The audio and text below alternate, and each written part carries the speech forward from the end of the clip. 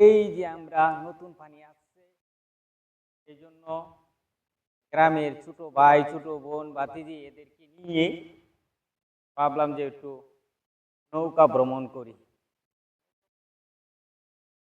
পানি না, বিল, এই বিলের মাঝে ঘোরাফেরা করতেছি, ভালোই লাগতেছে। হালকা হালকা আপনার বাতাস বাতাস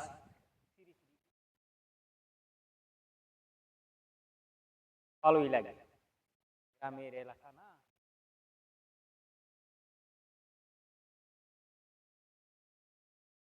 লাগতেছে, ঘুরতেছি, ভালোই লাগতেছে।